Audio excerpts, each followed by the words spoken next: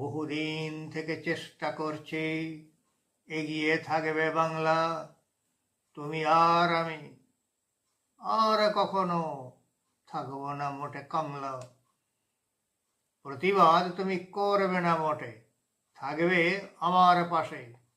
যারা বোকা লোক এসব বোঝে না, ঘরে বসে তারা হাসে।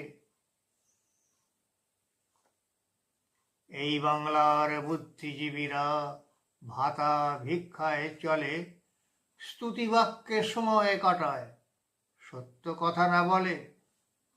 দেখেও মিডিয়া চুপ থেকে যায় বিজ্ঞাপনের লোভে। দেখবে এরাই জল ঢেলে দেবে মানুষের সব ক্ষোভে। আমি আর তুমি এই কৌশলে ঠিক থাকবো ক্ষমতায়।